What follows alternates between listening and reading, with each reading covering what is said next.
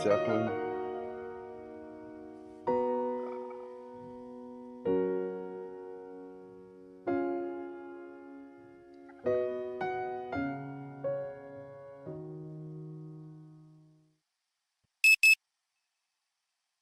Hello from sunny Florida. It is 10 p.m. Eastern Daylight Time. I guess it's daylight now. Is it daylight time or standard time? I don't know. It's 67 degrees outside, and I'm having a good time.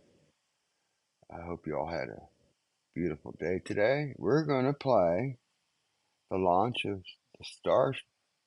uh, the StarShip from Texas, SpaceX. Oh, it was an awesome launch. If they put this together in a video document, I mean, the footage was just awesome. It was breathtaking. It would win an Oscar for Best Picture of the Year. Believe me. So it's an hour and 16 minutes long. I started at 10 minutes before launch, and I went all the way to reentry. Ah, but like I said, it was an awesome launch. All right, let's, without further ado, go ahead and play the video.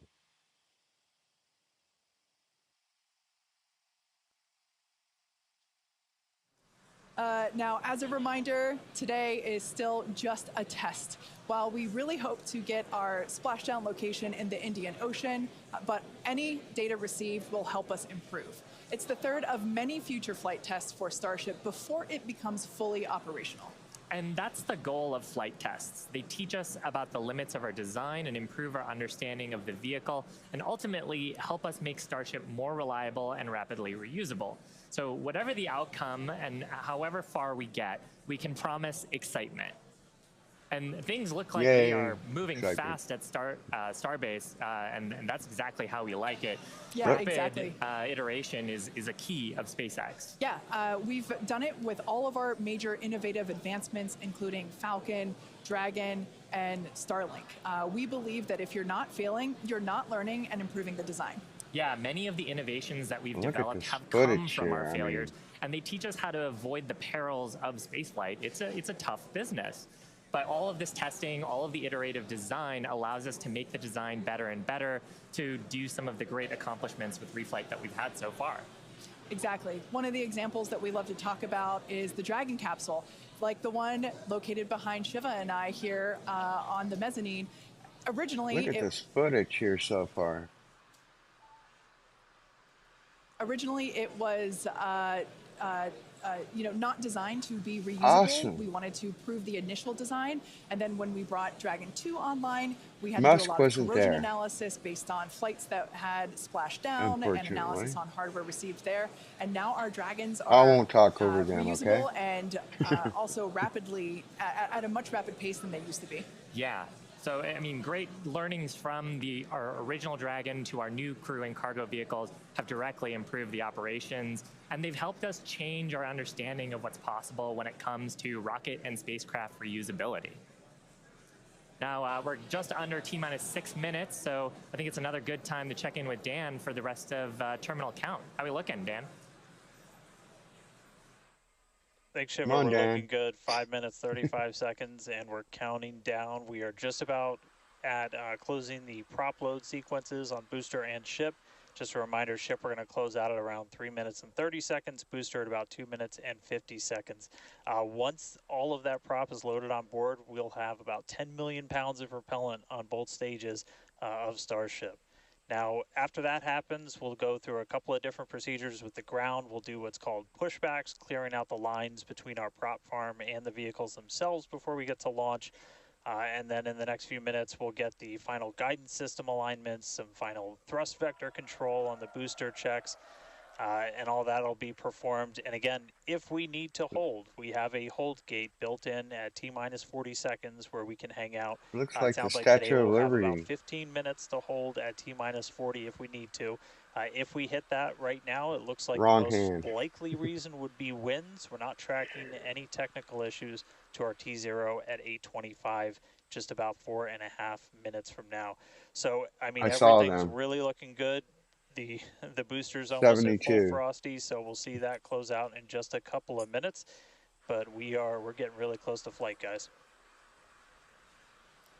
The excitement is definitely growing here in Hawthorne, SpaceX headquarters. There is a large crowd gathering. You might hear them cheering occasionally. Now, Dan mentioned a good point about the holds. We have an opportunity to today hold for a few minutes. And this is a really cool thing about StarShip. And we don't have this opportunity with Falcon or Spoiler Falcon alert, Heavy. they didn't have a hold. Up until the T-minus 40-second point, aborts are just holds. So anything that would trigger an abort prior to T-minus 40 seconds becomes a hold. So that's a really cool feature to allow the team to wait for final checkouts or assess prop levels, engines, avionics, vehicle pressurization. It's really helpful to ensure a liftoff. Yeah, and that's something that is very different from Falcon. I'm sure people have watched our launches, and then we get right down past prop load and then have to scrub because of weather or scrub because of an issue on the vehicle. Not a thing. And we don't have the same constraints on our propellant and our system with StarShip, which gives us more availability in the window. And sometimes that's all you need. Sometimes the winds dip just enough where you can launch the rocket safely. And otherwise, if you didn't have that ability to hold a few minutes, you might miss that window and then have to recycle to another day. Yeah, exactly, which is kind of like today. Like we mentioned earlier, winds are the thing that we are watching. So good news there. So we are still continuing to progress. We're looking at liftoff in just under almost 2.5 minutes from now. Super exciting. Like we said before, there's nothing more exciting than watching a test flight for a developmental program, and that's where we're at today. And like we talked about, we have some really ambitious goals for today's test. I'm live right now. Really, the point of today's test is to try to get as much data as we can so we can inform the next iteration of the design of StarShip, work those things into flight test number 4 and new objectives there that will eventually get us to that glorious, rapid, reusable future that we so badly want. Yeah, for flight 1, we wanted to clear the pad, and we did. For flight 2, we wanted to get through hot staging separation, and we did. So today, we want to get even further than that and collect as much data as we possibly can. So with all that being said, we're going to check back in with Dan to take us through the final 2 minutes of terminal count.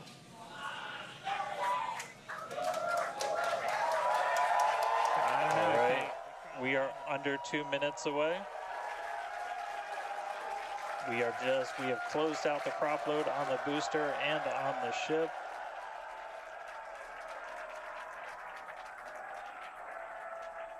And we're starting to hear some good news that it looks like winds are not going to hold us up. So there's a good chance we blow right through that 40-second hold. So we're about 1 minute and 20 seconds away. Just walking you through one last time, we're going to see the engines ignite about 4 seconds before we hit our T0.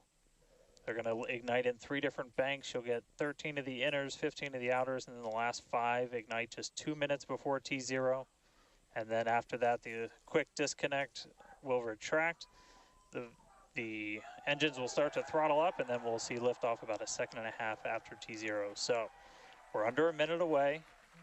Don't be shocked if we hold at 40 seconds before, but it sounds like the winds are cooperating today. And we'll be able to move right past that, not tracking any other technical issues that could hold us. Proceeding past our QD vent gate.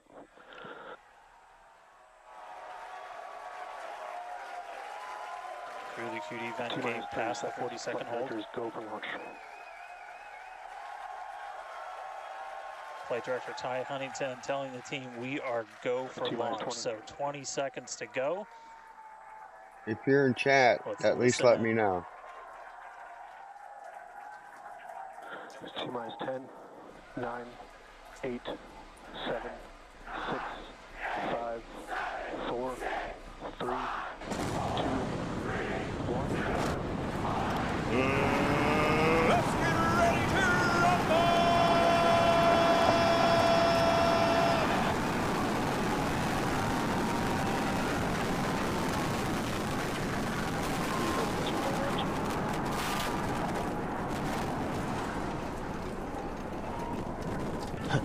cool.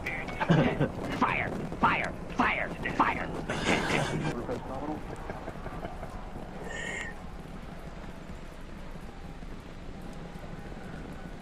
Look at this footage. 30 seconds into flight, we are feeling the rumble. We are seeing 33 out of 33 Raptor engines ignited on the Super Heavy booster. Booster and ship, avionics, power, and telemetry nominal. Acquisition of signal, Corpus Christi. It is Continuing to awesome. get good call outs. Our trajectory looking nominal, systems looking nominal. Just amazing to see all 33 lit up once again.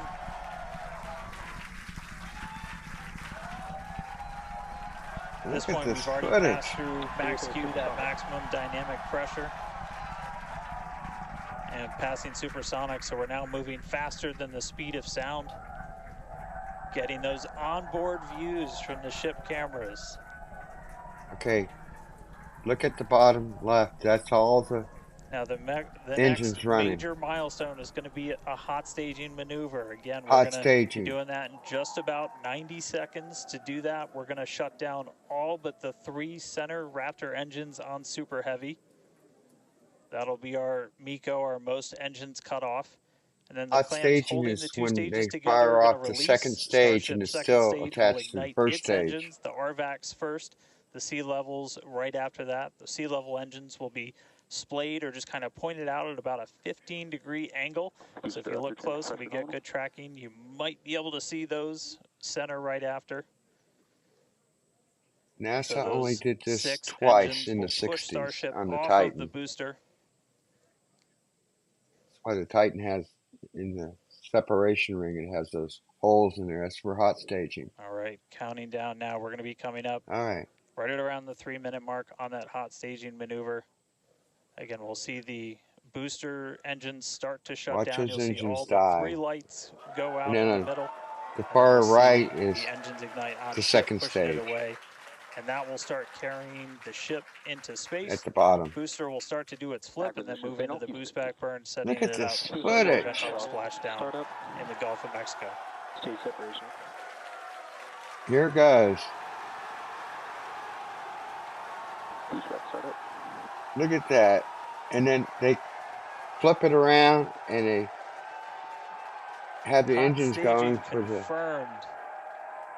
Boosters now making its way back, seeing 6 engines ignited on ship. The tilt of the Kate, we got a first and Starship on second its way to stage. space and a booster on the Or the way back space. to the Gulf. Oh man, I need a moment to pick my jaw up from the floor because these views are just stunning. These are live views from Starship. First stage is currently performing the Ship boost. avionics, power and telemetry nominal. Good there, news informing us that the second stage or the ship, everything looking good, nominal there. First stage is currently performing the boost back burn, expecting that to last about 1 minute. That boost back burn. Pressure is nominal. That boost back burn propels the booster back towards the coast, taking it to a landing in the waters of the Gulf of Mexico. We're only using the Super Heavy boosters 13 center engines from here on out.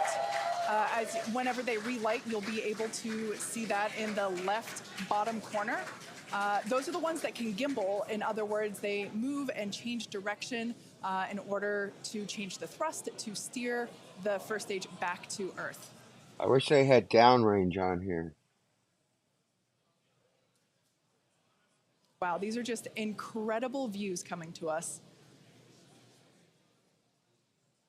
Everything is looking good for both the first stage on the left-hand side of your screen or the Super Heavy booster, as well as on the right-hand side of your screen, that is Starship, or we also refer to that as the ship. Breathtaking.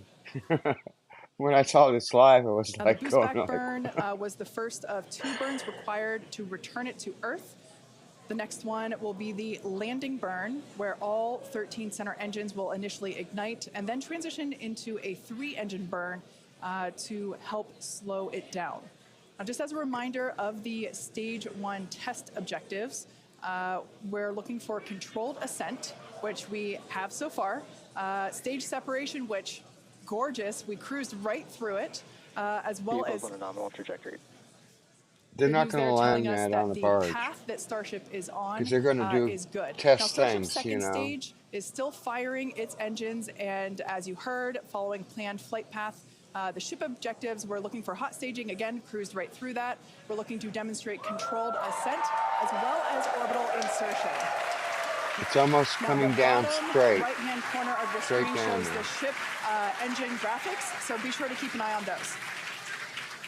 Yeah, Kate, like this is just a phenomenal test so far. Super Heavy is performing beautifully today. It's Wait on until you its see the return leg re-entry. of the journey. That's even. Ship continuing to burn its 6 engines, those I larger would say circles, they the had Raptor vacuum engines, the inner circles, the 98% Raptor sea level engines. of signal for the whole re-entry. About 30 That's a seconds milestone. away, just under 30 seconds away from the start of the boost back burn. Excuse me, the landing burn on the booster. You can see the grid fins rotating. Those hypersonic grid fins are guiding us through the atmosphere back towards our splashdown site. Again, we're going Isn't that awesome?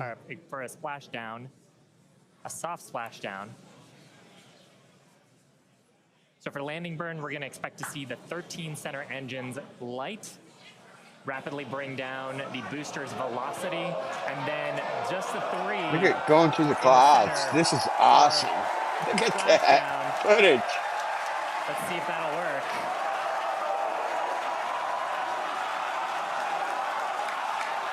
We're getting a few engines. And they didn't get them all lit. And acquisition of signal. We'll see if we can get some other video of that. Now, this is a test objective today. It is still something that we're attempting to learn. And to make it that far, to demonstrate the controlled re-entry up to that point is pretty darn good. Ship continuing to look nominal with its ascent burn. This burn lasting about 6 minutes total.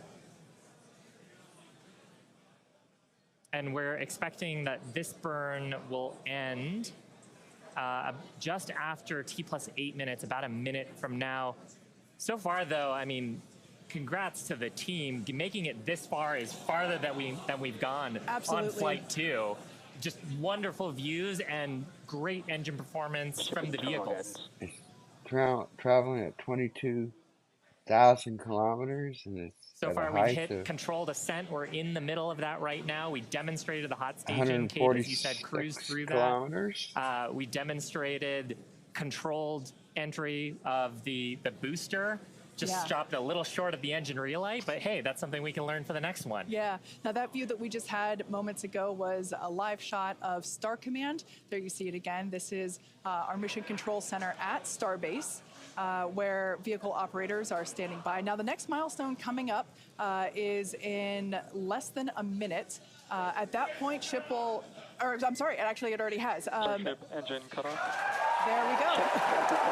Where was Elon? As you heard there, by the call out and from the crowd behind us, Starship's 6 Raptor engines have successfully shut down. We heard a call out for nominal orbital insertion, which is incredible. Look at these views, Dan. Gas fumes coming from the engines.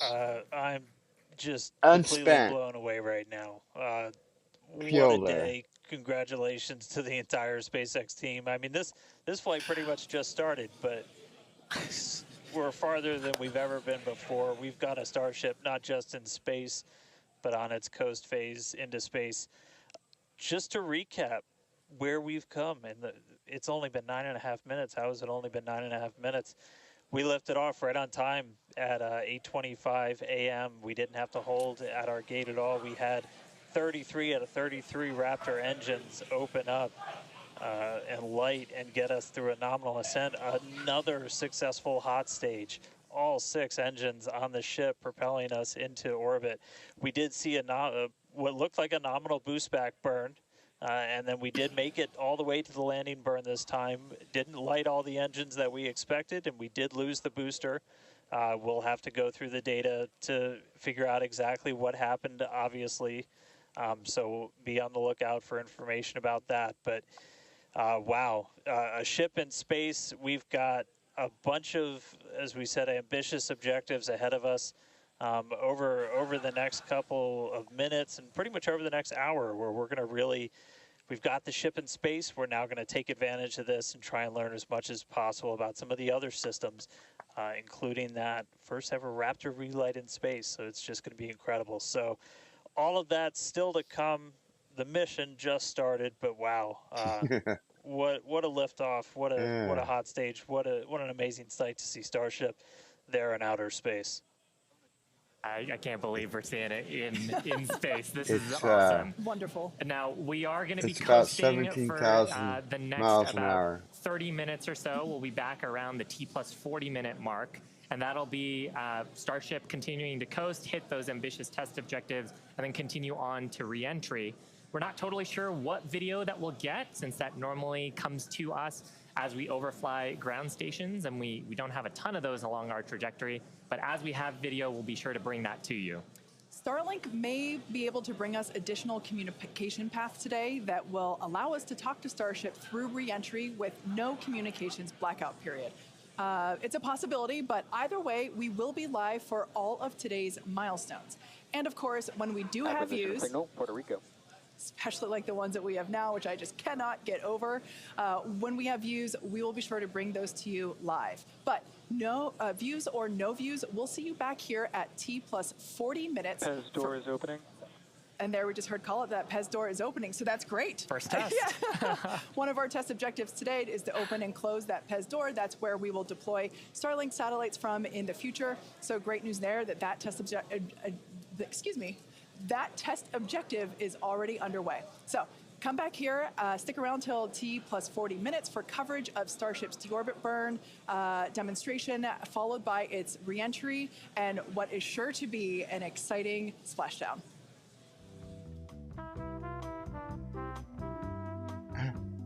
We're gonna have our martini right now.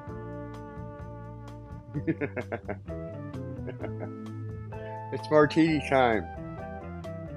Stirred, not shaken. Yeah, the boost back burn, they keep both stages together. And when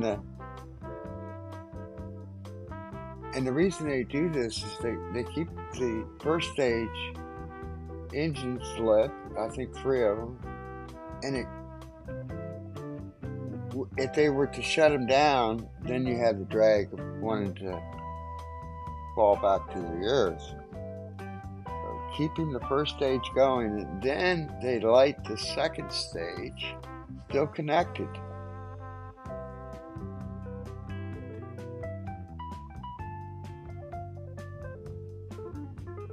It's martini time.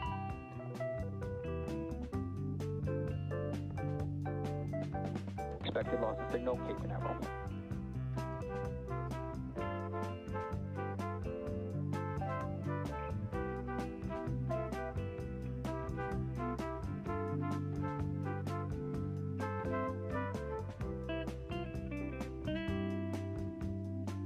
Let's see what we got here. I want to do Pez something. check it.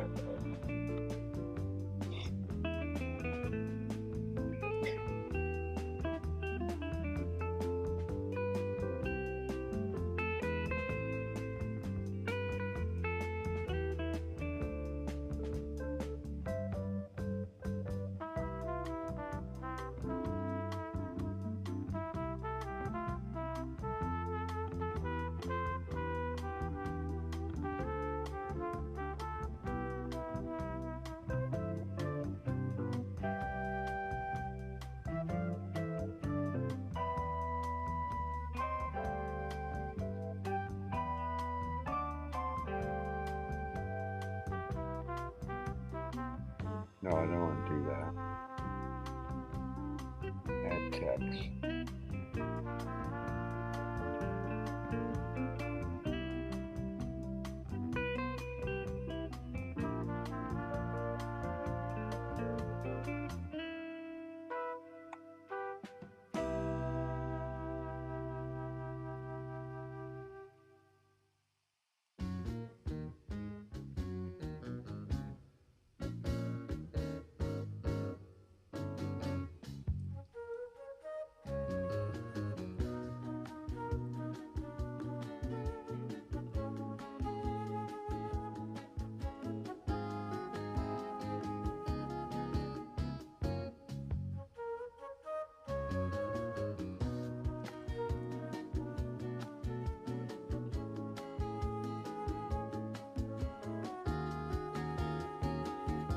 Get lost in signal, Puerto Rico.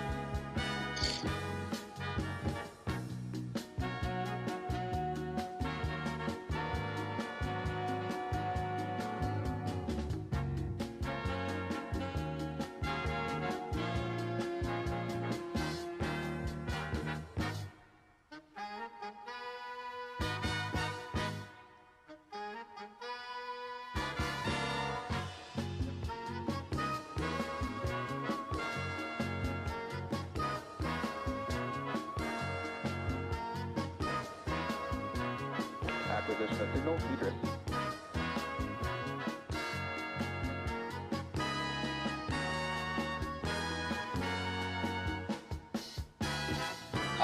I asked, what are the Pez stores? And somebody said it's a candy dispenser.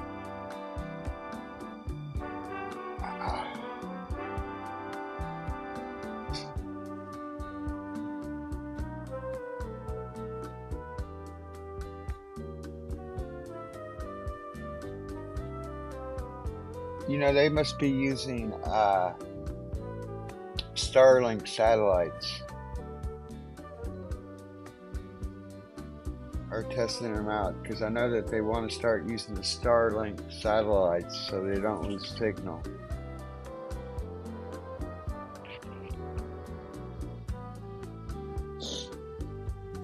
When they lose signal, they not only do they lose the video, they also lose the data.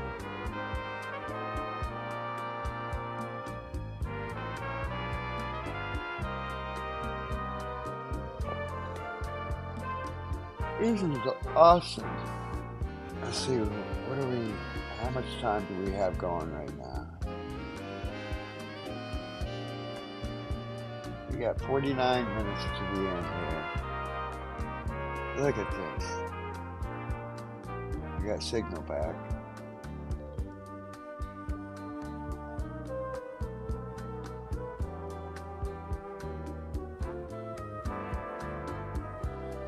Pledge of allegiance to the flag of the United States of America and to the Republican for which in my hands with puberty and nachos. Nachos for all. Public. Thank you, Beavis and Butthead.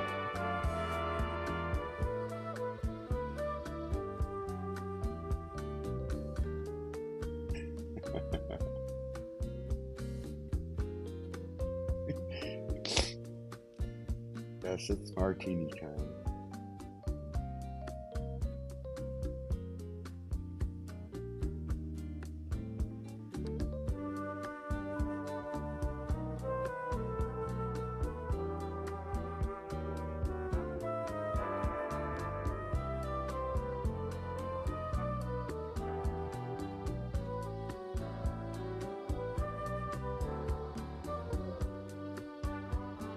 Well, the numbers are still, for speed and altitude, are still clicking along.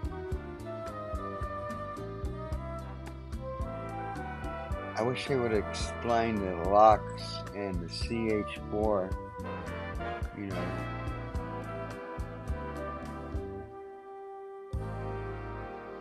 Is it way down there already? I don't think so. I don't know. It looks like it's almost empty, but I don't think that's correct. Yeah, we got our signal back.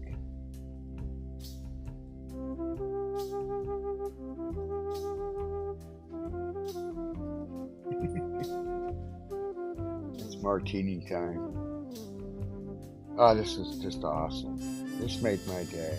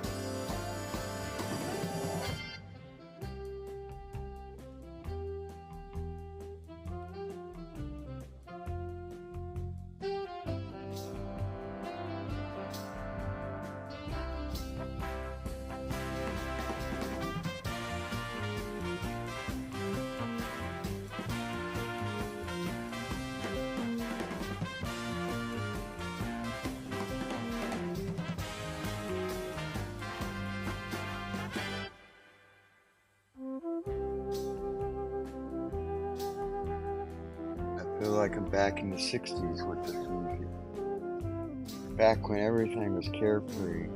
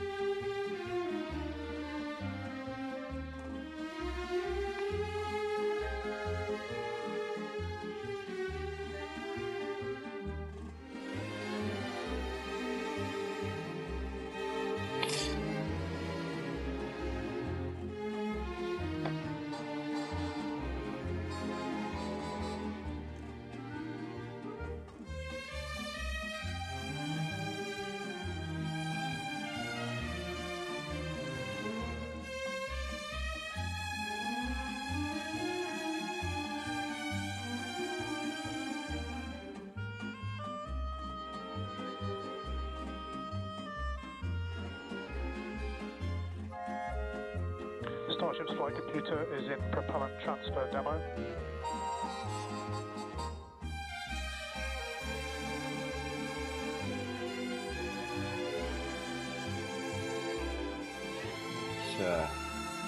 Kill me for now.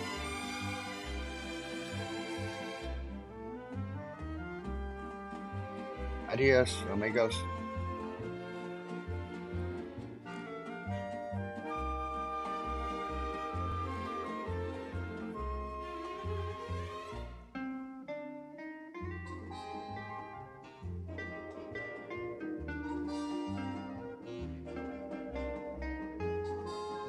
Oh, hello there, Chillo. There's Chillo. Let me bring Chillo into it. There he is. There he is. Oh, there's a group of beat. It's alright. It's alright. Yeah.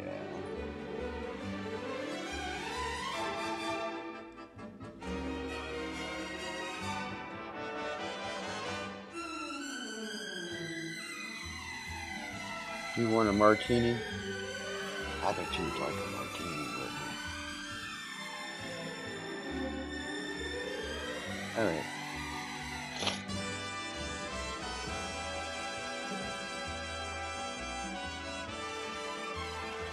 There he is. StarShip All flight right. computer is in the That's propellant enough. transfer complete state.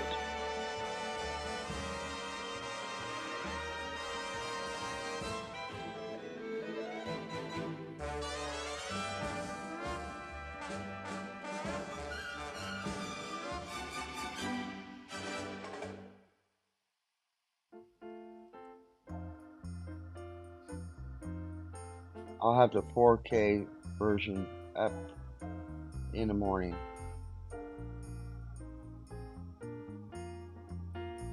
It's around 50 gigabytes to send up. It doesn't take too long. It takes about maybe 40 minutes to upload. But it takes forever. It takes about 8 hours for YouTube to crunch the numbers. That's amazing because they have their streaming, you know.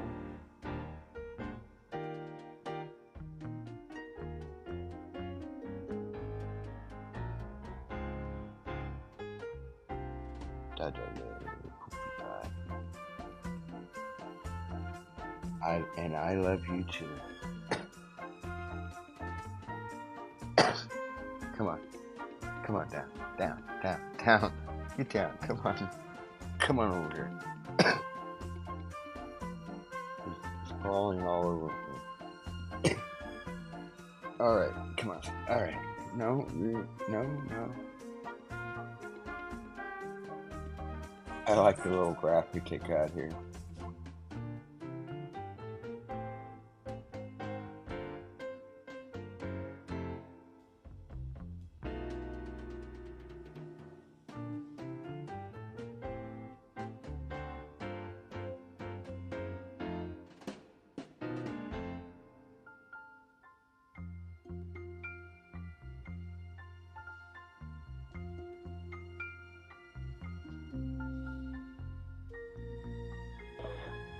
Pairs checkout's complete. Door is closing.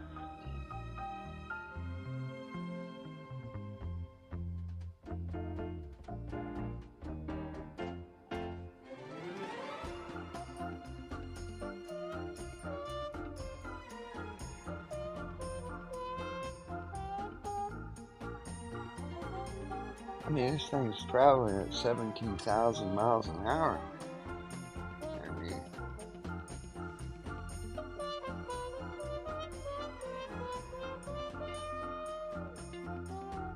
I wonder what's rotating in there or something. Do you see that? Are the doors still open? He said they're closing, but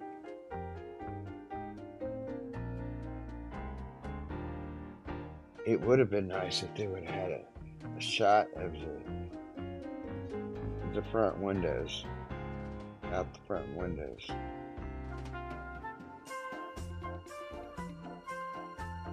Maybe the next launch.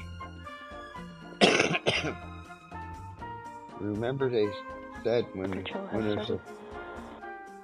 there's a failure always promotes success.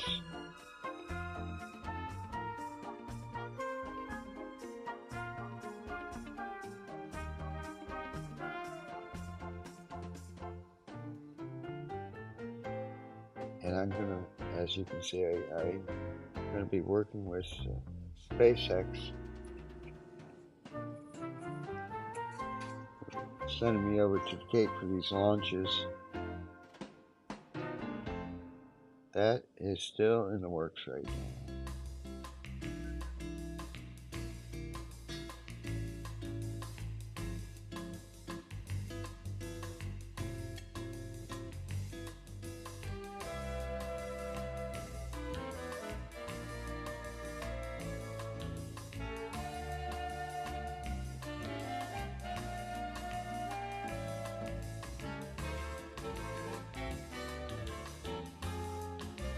going to go down to downtown tomorrow early.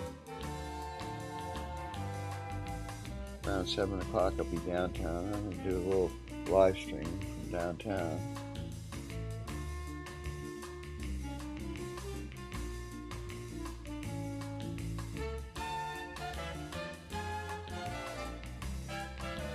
So that'll be around 7 o'clock my time, Eastern time.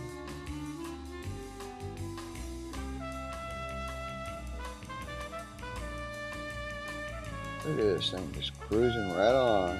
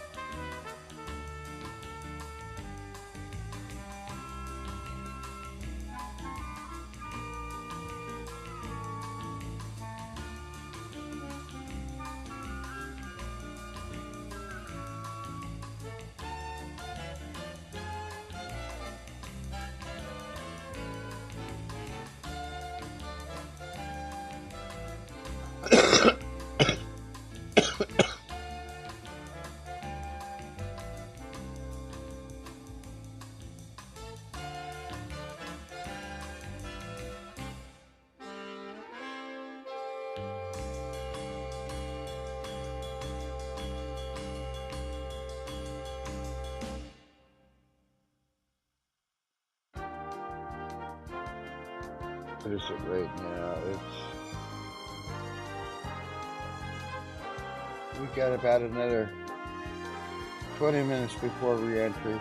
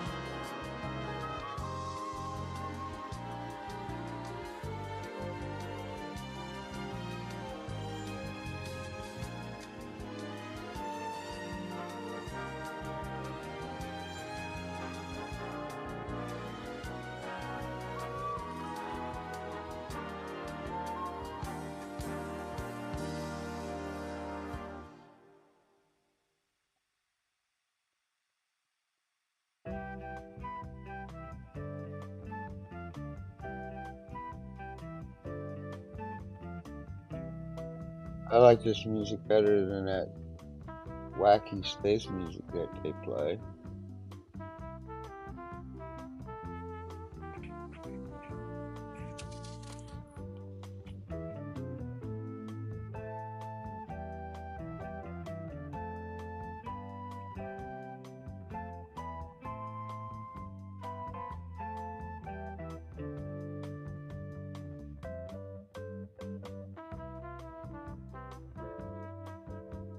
Acquisition of signal, Artemis dock.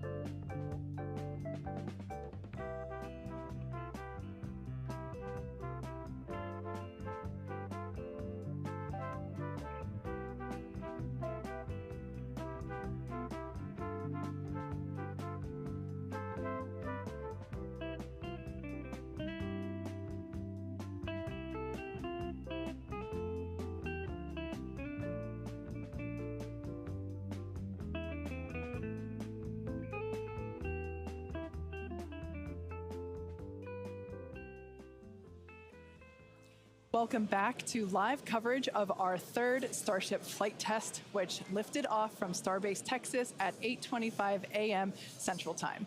Our main objective today was to get through all of our ascent burns and collect as much data as possible, including a potential Starship entry.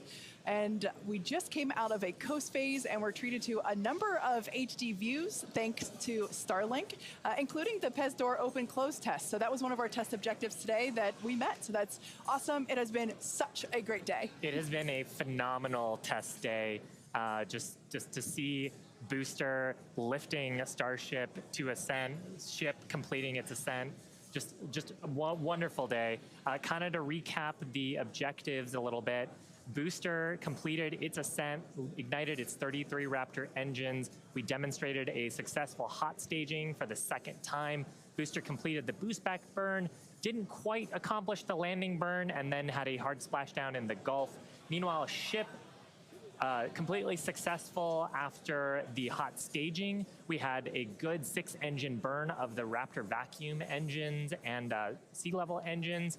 And then we've commanded a number of demonstrations, including the Starlink satellite deploy demo, so the payload door, as well as a prop transfer demonstration. We do still need to do some data review on those, so as we get that data back, we'll be sure to update you on social for how those tests went. We are coming up on our next major milestones, which is an in-space relight of our Raptor engine for the first time, followed by re-entry and then landing in the Indian Ocean. Incredible. Yeah, that's right, guys. We should be just about 40 seconds away, 40 or 50 seconds away if we do this relight demo. Do want to stress this is not a deorbit burn.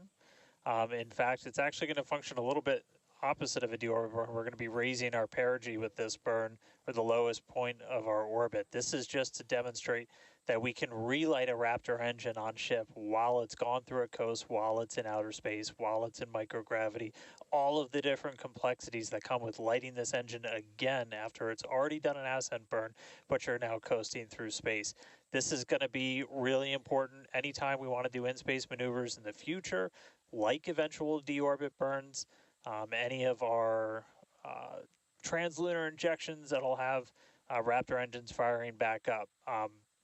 We may not do it. There is, all of the guidance is loaded into Starship's computer itself, so if it doesn't see the values that it needs to, we could just skip the burn.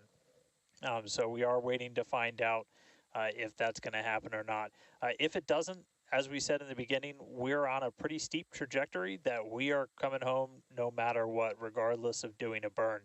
This was done just so we can really, we're in a trajectory that's really not super susceptible to delta V changes in velocity. If we were to do a burn, we've got a pretty concise footprint in the Indian Ocean that we're going to be targeting for splashdown today. It does sound like we are skipping past the on-orbit relight demo this time. Again, we'll confirm all of this through our post-flight data review, but it did sound like we did pass through that burn. So now that's going to start setting us up for re-entry. Yeah, that's exactly right. So coming up next around T plus 49 minutes is Starship re-entry. Now, this is typically a portion of flight where we don't have communications with spacecraft because they're re-entering the Earth's atmosphere at or around orbital velocity, about 8 kilometers per second or roughly 5 miles per second. Super fast. Now, at those speeds, the spacecraft's interaction with the atmosphere results in friction and creates a plasma field around the vehicle. That blanket of plasma distorts communication frequencies, so we're basically left with a brief communications blackout. Now, we might get some telemetry back through a connection to the Tracking and Data Relay Satellite System, also known as TDRS. But if the plasma doesn't entirely block it, that connection will be at a very slow data rate and definitely too slow for any video. But that's why Starship and Starlink are a great partnership. Starship is so big that it will leave a wake or a hole in the plasma field as it flies through an atmosphere. You can think of a wake kind of like when you see a boat going through the ocean. It sort of leaves a trail behind it. There's some of those great views from Look at these views from Starlink, giving us views of Starship's onboard videos. And so we're hoping that the Starlink on board will let us, just like we're seeing these videos now, see through that plasma field by maintaining a continuous communication lock with the satellites on orbit through the wake that Starship leaves behind. Now, this is only the second time that we're testing Starlink during re-entry. So even though we do have these great visuals now, don't be surprised if we manage to get some signal hiccups through. We're still learning about what that wake will actually look like in practice and whether we're able to get that live continuous high-speed data during re-entry.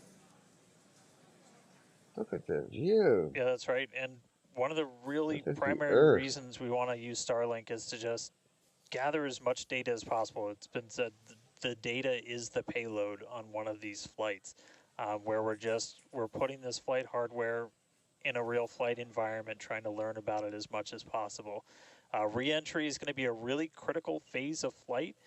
We really want to know how the ship's going to perform, especially that heat shield, as we're going through the hypersonic re-entry. So if something were to go wrong during this re-entry, we want as many paths as possible to collect that information, that data, just to, again, just continually feed back into the Starship program to make each flight more reliable, more successful. Acquisition signal, Mauritius.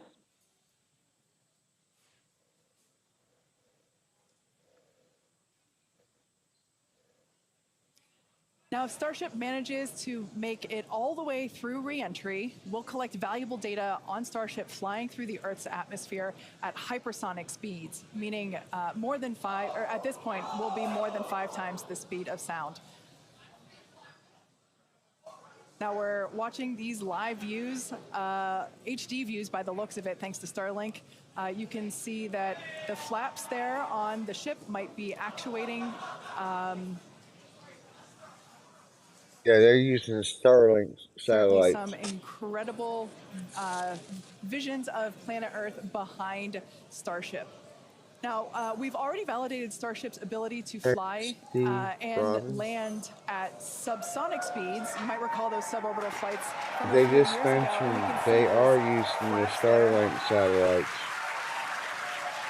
So getting data on aspects like heating and control while traveling way faster than we did before is going to be critical to eventually bringing Starships back from space for rapid reuse. So I mentioned those flaps. That's one of the things that enables Starship to help control itself and survive the heat of reentry, which, like we said before, we're expecting that reentry to occur around T plus 49 minutes. So we're getting pretty close here. And what you're seeing here, it looks like the vehicle is sort of moving back and forth.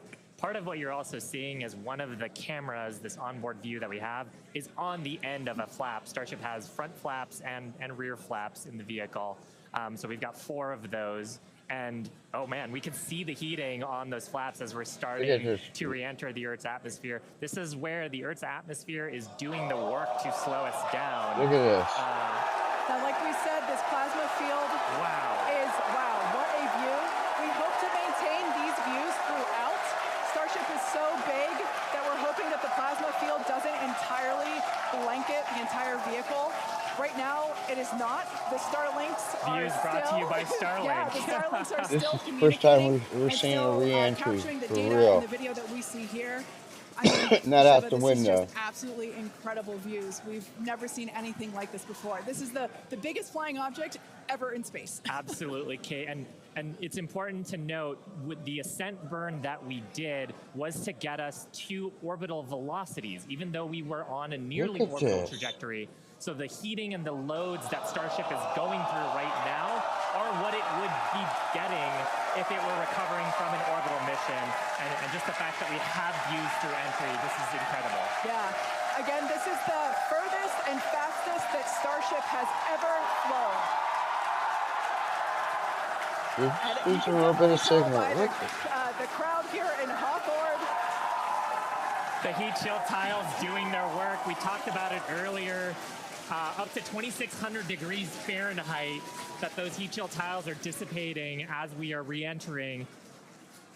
Yeah, now this was one of the critical, or rather the key mission objectives that we were hoping to hit today. We have never, like I said before, this is the fastest and furthest that Starship has ever flown. So this is the first time that we're getting to collect this re-entry data and understand how these 18,000 hexagonal heat shield tiles are working together to protect the belly of Starship as it re-enters the Earth's atmosphere. Once again, the atmosphere is doing us a big favor here by 80 kilometers altitude. The atmosphere is actually doing us a huge favor here by acting as a braking system for Starship as it re-enters the atmosphere. And that's part of the reason why the flaps are so important. We're using the body of Starship and the drag from the atmosphere to slow us down from orbital speed. But you want the vehicle to remain stable. You want those heat shield tiles pointed down so they can absorb the heat of the Earth's atmosphere. And so that's the purpose that they are serving during the hypersonic phase and then again during the subsonic phase. Absolutely. So like we said, these views are being provided by a couple Starlink terminals that are positioned on Starship itself. As that plasma builds, we're hoping that we can bring these views back to you, but you can see the telemetry there on the right-hand side of your screen. If you watch closely, you can see the speed decelerating. Again, that's the friction of the atmosphere resulting in this plasma field, or excuse me, the blanket that is potentially blocking the Starlink terminals right now. So we'll bring those views back to you if we get them. But right now, for those of you that have recently joined, Starship is currently re-entering Earth's atmosphere. This is super exciting because it's the furthest and fastest that Starship has ever flown. It's just absolutely incredible. Major test milestone, something we wanted to accomplish on Flight 2, getting to it today. So just awesome. Now, we actually have some heat shields here. So these are what's doing all the work on Starship right now. There are 18,000 hexagonal heat shields like these. So this one that I have is flat, like this is what would be positioned on the flaps of Starship, whereas Shiva has something a little different. Yeah, the one I have would be on the curved surfaces of Starship. I'll just put it in frame here. So we've got these attached at various points around the vehicle. Like you said, Kate, 18,000 of these tiles around, and they're doing the work to make sure that the structure of the vehicle doesn't carry all that thermal load, so we can recover the vehicles eventually and get to rapid reuse on them. They're really lightweight. They sound a little different than I would have expected them to, but they are ceramic. And these are what's helping Starship survive through this period of entry. We're not sure how far we're going to make it. Again, this is the furthest that we've gotten in our test flight, but the further we fly, the more data that we can get, and that's ultimately the measure of success here, which I mean, mean, I think today has been a huge success given where we've gone and how much further we've gotten with both the booster and Starship itself. Back. And one of the beautiful things about Starlink on board the vehicle, we were getting that high-speed video. High-speed video is a very high data rate, and usually video comes after you get your telemetry. So hopefully we were able to get some wonderful data throughout the entry period, which is normally something we have to wait for until after splashdown when we get that data off the data recorders. Yeah. Now, you mentioned before the flaps, again, that the flaps are protected by the flat shields like I have. Real time there are 4 of those positioned on Starship, 2 at the forward end or the top end, and 2 at the bottom or aft end. And they operate independently to aerodynamically control the vehicle's attitude or positioning during atmospheric flight and enable precise landing at the intended location. So today we are intending to splash down in the Indian Ocean, and we're hoping that we can make it that far, but regardless, it is an exciting end to what has been an exciting day. Absolutely. And I mean, we've had some tests in the past. We had suborbital campaigns where we have tested out the aerodynamic flaps at subsonic speeds. So that's below the speed of sound. At hypersonic speeds, well, supersonic speeds first, so faster than the speed of sound, and then hypersonic speeds, so that's more than 5 times the speed of sound. The equations of motion change, how the vehicle responds changes. So going through that control phase where we're going from faster than the speed of sound to below the speed of sound was one of the objectives today. And that's actually a great point because we are expecting that entry subsonic period to occur around T+1 hour and 3.5 minutes. So we're not there yet. We're about 10 minutes away from that point. So again, that is when Starship would be traveling slower than the speed of sound thanks to the atmospheric braking system. He just started yapping recently in the last few months. He's never done that so right before. now we're still waiting to see if we're going to get data back from this ship. We might be in a bit of a blackout period right now. So still waiting to hear the status on it. But yeah, we got to the actual entry portion of today. We started into peak heating, which was just a really big milestone. Starship is pretty unique in the way that it re-enters, especially for something reusable. The closest parallel has been the space shuttle. When we're comparing Starship to like when we bring a Falcon 9 booster back, we're talking about 20 times the energy given the velocity that we're moving at, and all of that energy just gets converted into heat, and then we need to use those tiles to just help dissipate that heat. They're not ablative like you would see on something like Dragon, which uses an ablative in the capsule shape. So they are these tiles that are made to be reusable. So any data we're getting on the actual temperatures it was seeing during heating, all of that is just really hugely valuable. Where Starship is really unique is, and Kate and Shiva have talked about it a couple of times, is once we're through this kind of hypersonic section and we get down to the subsonic. And that's where we really learned a lot and proved that Starship's really just its basic shape could work. And we did that during the suborbital campaign. Again, if you compare it to the shuttle, which entered, it had the wings. It had a similar heat shield system, but it had wings, and then was almost flown like a glider once it re-entered and was down to those subsonic speeds. With Starship, we're not doing that. We're just coming straight down. We'll hit terminal velocity, which with Starship is around 200 miles an hour, and then we use a flip maneuver to ignite those engines, do a landing burn, and then touch down on the ground. So you don't need a runway. We're doing that, again, designed because when we go to the moon, when we go to Mars, there's not going to be a runway there for us, and so that propulsive landing is going to be really important. This is an animation of pretty much what we were just watching on actual Starship video, which is pretty incredible. But we go through peak heating. One of the benefits of today's trajectory, actually, we got closer to what the heating profile will be on just a normal mission when you compare it to our previous flights, which were headed out to Hawaii. So we go through peak heating, and then we hit subsonic, and then Starship splashes down in the ocean. Again, we're not doing a landing burn on this flight, and we're not expecting Starship to survive the impact. We're not going to be recovering any of the hardware. For now, though, we are just still waiting to see if we're going to get some signal back. We're currently at a loss of signal with StarShip. Don't know for sure what its status is, and so we're just continuing to listen in. But it was pretty incredible seeing the flaps really do their thing to maneuver the vehicle as it's moving through hypersonic. One of the big trade-offs between something like shuttle and StarShip is wings can be pretty heavy.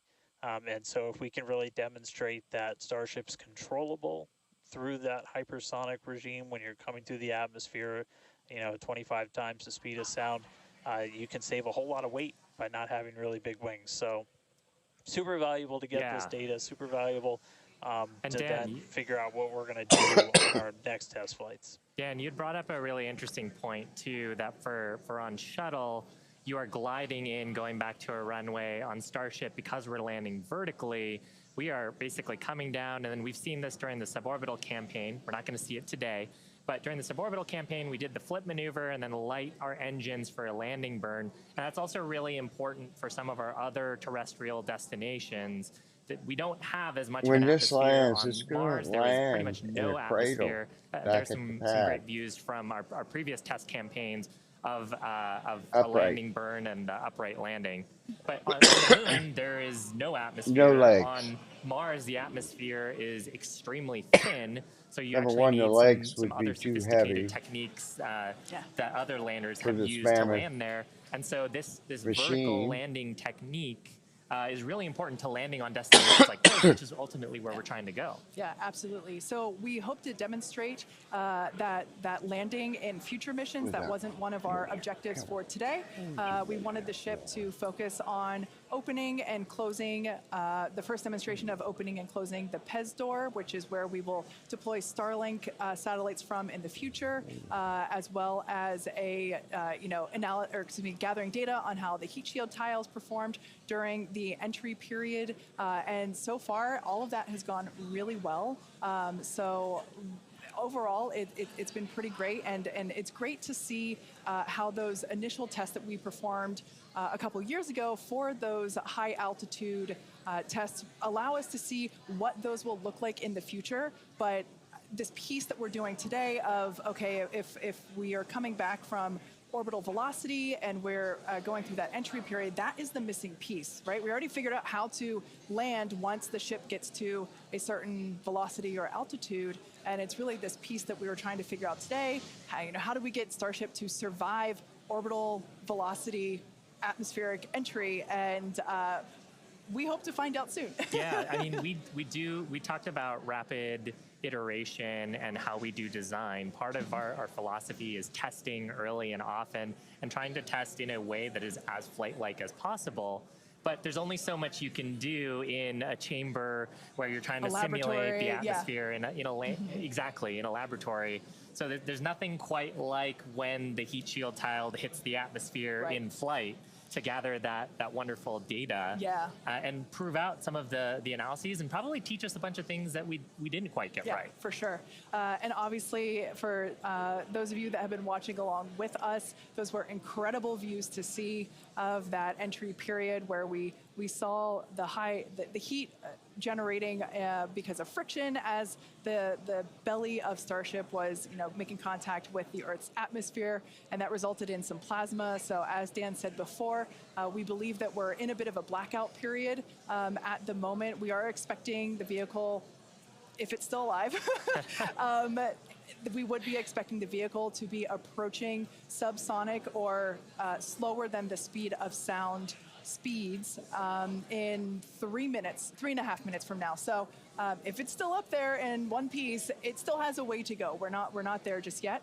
But we saw that plasma field building up around the exterior, which can blanket the entire vehicle as it does with all of our Dragon missions, and we're at a loss for telemetry at that point in time. Yeah. So Dan's seen a lot of those with Dragon missions that he's supported.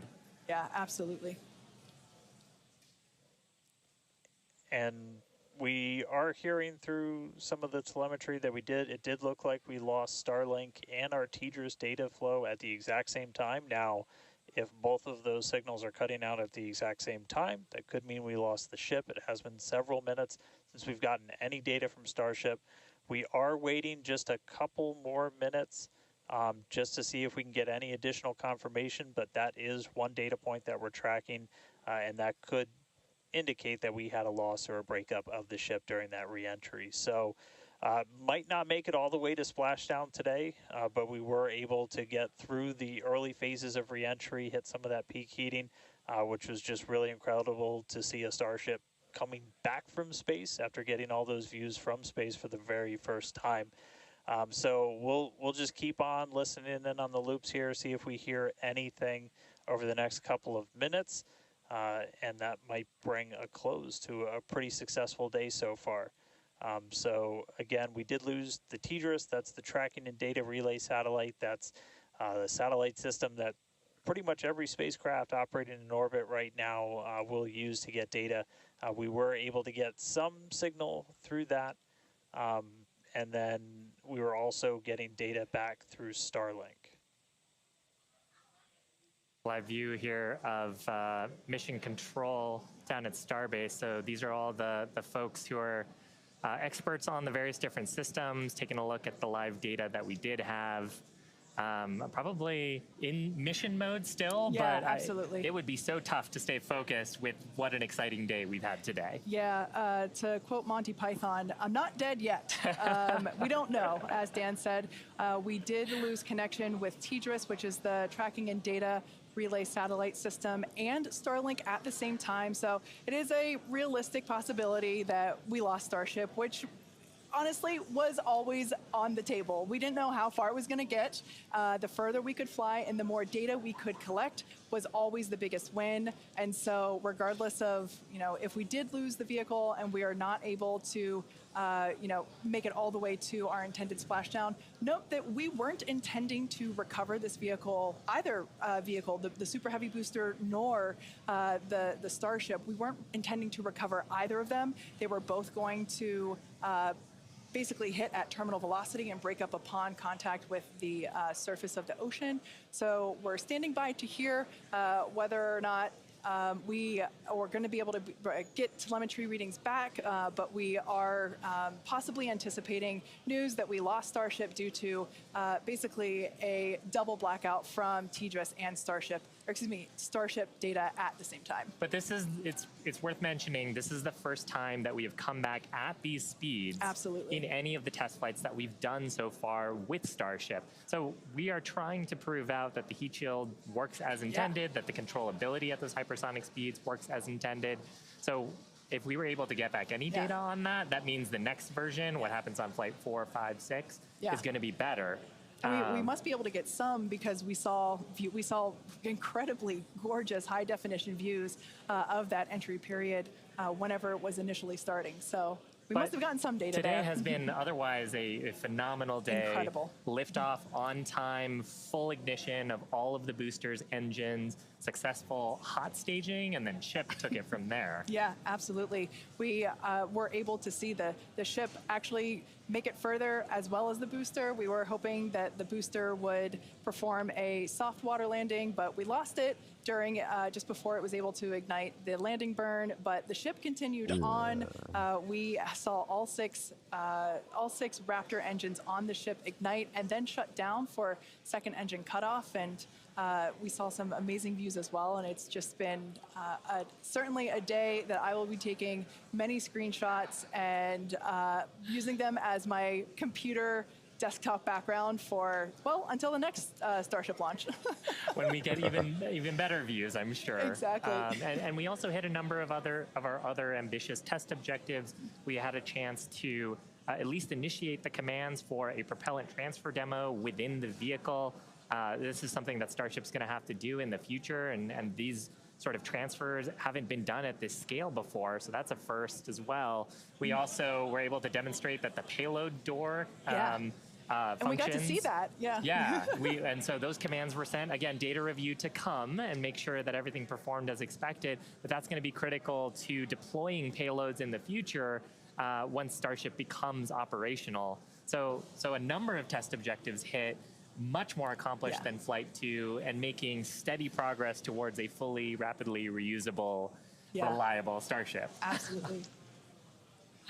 And hey, Kate, and hey, Shiva, we were just hearing on the loops, we are making the call now that we have lost ship 28. So, as we were possibly expecting, we lost the data a couple of minutes ago. We haven't heard from the ship up until this point, and so the team has made the call that ship has been lost. So no splashdown today, but again, just it's incredible to see how much further we got this time around.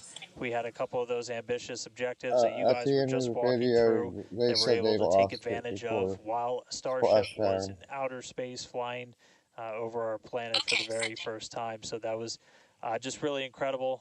Obviously, there's a lot to go through. Everyone always wants to know right off the bat what happened. Takes us a little bit of time, but I can assure you as soon as we start finding things out, we're going to let everybody know. And I know everybody's going to be excited for the next one. I mean, as I pointed out in the beginning, there's 4 super heavy boosters either fully stacked or getting stacked right behind me. We've got other ships ready to go as well. So it's going to be a really busy time down here at Starbase as we look to really fly Starship as much as possible, get this vehicle ready to go for all the important things it's got to go do. And with that, we got to say a huge congratulations to our teammates and everyone who's supported the Starship program. There's been flames and reds along the way, but third time's the charm, and we made it to space. We also a big thanks to all of our future customers for your support, and we want to give a big thanks to the people of Cameron County, Texas, for their support, as well as the Coast Guard and the Federal Aviation Administration. Be sure to follow the SpaceX account on X for more updates from today's test flight and future Starship tests. But before we go, we want to wish SpaceX a very happy birthday. The company was founded on this day in 2002 when it basically consisted of this small team, a carpet and a mariachi band. I don't know about you, but we're feeling 22. Also, it's Pi Day. Yeah, but I mean, Pi Day is constant and never ending, so shouldn't every day be Pi Day from now on? I mean, that's a really good point, and I think after a test like today's, we all deserve some pie. Thanks for watching, and we'll see you next time. Cool. Awesome. What more could you ask for?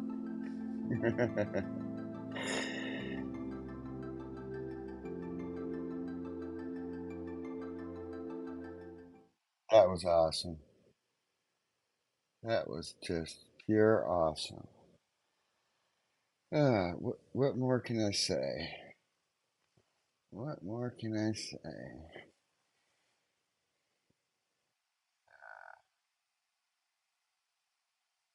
I could say fire.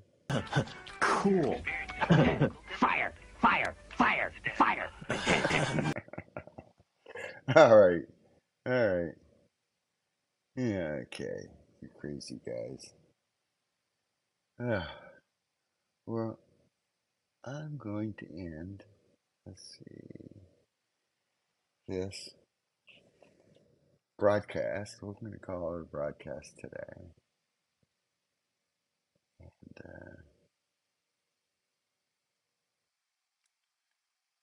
And I'm just overwhelmed. I got a lot of stuff that I didn't get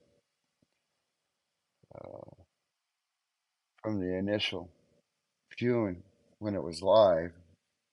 A lot of tidbits here and there. A lot of good, I don't want to say data, but information, Alright. We are going to call it quits.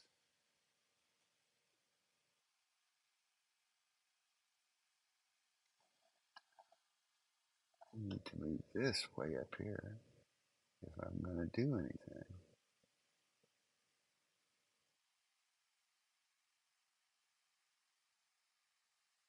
Let's see, where am I at here?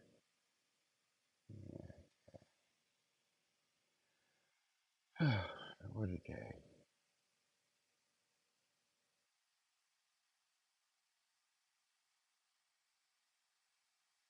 I know why it's not working. I bet you I don't have this. Oh, I don't have this set. All right.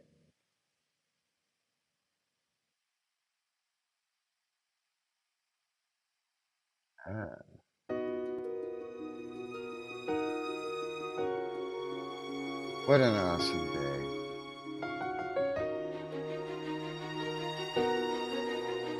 They had some little failures here and there, but boy, did they regroup from their last launch. They had the boost back burn.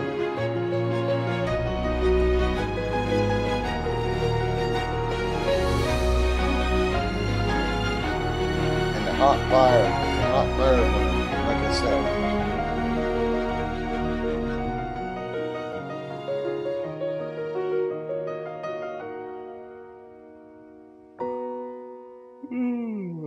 It's time for night-night. You all have a blessed rest of the week.